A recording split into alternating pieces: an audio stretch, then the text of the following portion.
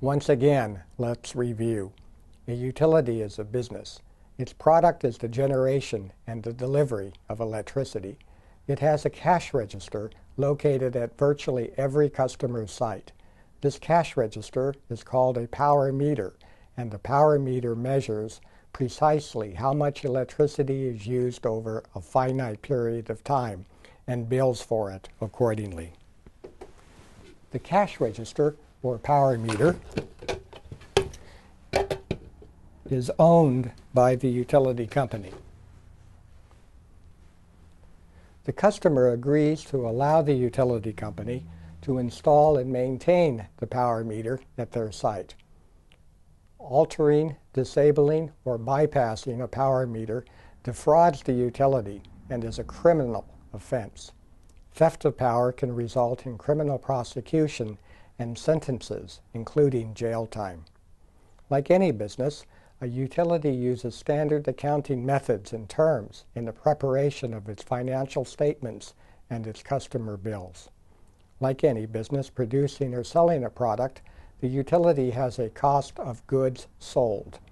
This means the price it pays per million watts of power generated or acquired from a power wholesaler is referred to as their cost of goods sold.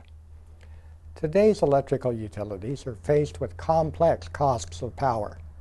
These costs can vary by a factor of 100 to 1.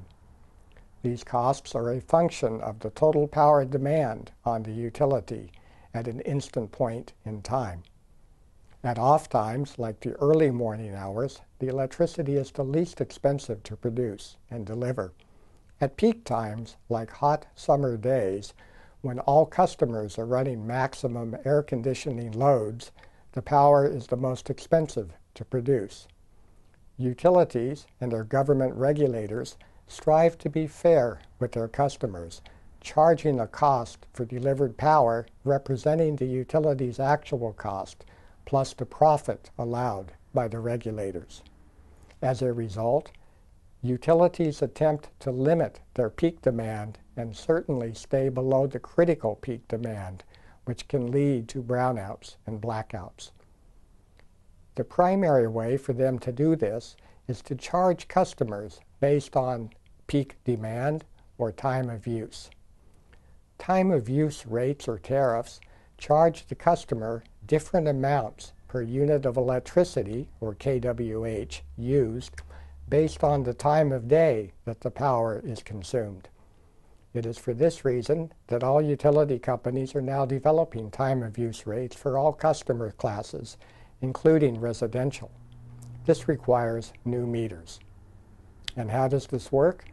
A 24-hour day is divided into time of use categories, typically 3, 4 at the most.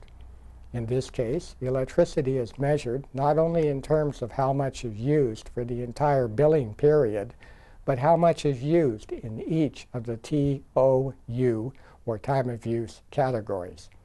Traditionally, a time of use billing system divides a 24-hour day into 96 15-minute time intervals. Why? Because 15 minutes times 96 equals 24 hours.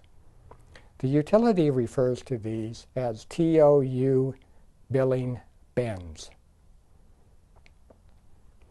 A modern smart meter is capable of implementing time of use tariffs.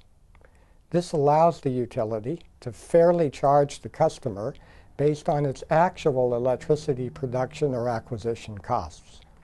And it allows the utility to provide a financial incentive to customers to shift their load habits to better balance the demand over a 24-hour period. The utility cannot force load shifts, but it can provide financial incentives to customers that voluntarily do this. There are several different electronic data communication strategies or ways for the utility to get the time of use billing data.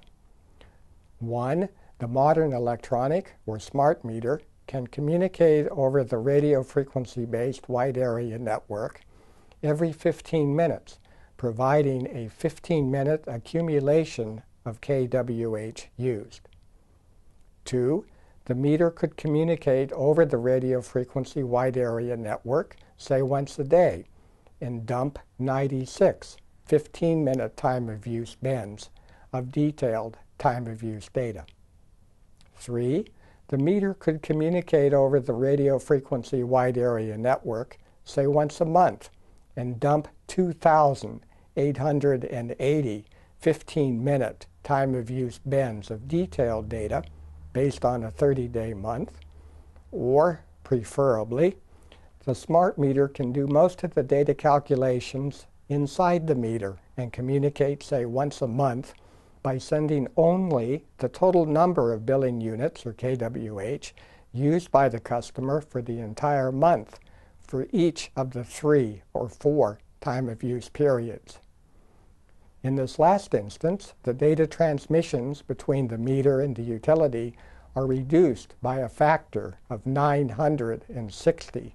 That is to say, a 960 to 1 advantage. More importantly to many people may be the fact that the customer's energy use profile remains private and at his location. The utility only receives the minimum amount of data to create a fair and accurate bill based on the time of use tariffs.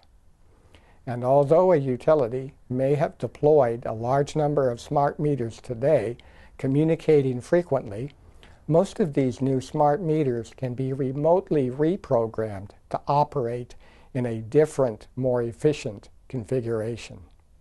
Thus, a customer can have a choice of how much data he allows to be sent to the utility. Recall that from a societal standpoint and from a utility operational standpoint, the utility simply wants to limit or lower peak demand. The utility doesn't care how this is done by specific customers. The utility does provide economic incentives for customers to conserve in the form of time of use rates and other variable rate structures. The reason to lower peak demand are not just the cost of power produced. As electricity demand on the utility system goes up, it must bring online additional generating capacity to meet that additional demand. And this is called peaking capacity. This is the dirtiest power in terms of carbon and other pollution emissions, and it's also the most expensive power in terms of megawatt production costs. Additionally, the higher the power demand, the greater the wear and tear there is on the utility's entire system, including transmission lines, substations, pole transformers, and the like. This too increases cost based on maintenance, and it can lead to increased power outages.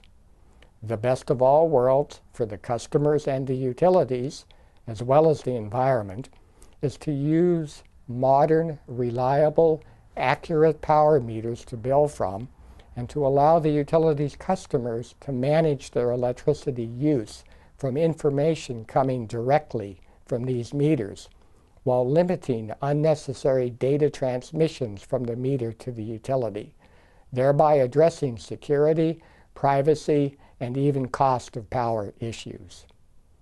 Why do we say cost of power issues?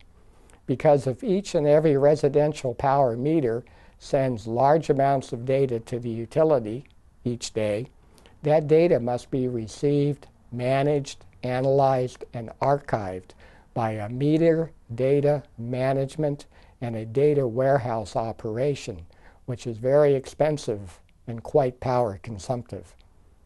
Remember that roughly 80% of all utility power customers nationwide are residential customers, yet in total, the residential class of customers uses less than 25% of all electrical power produced and sold in the United States.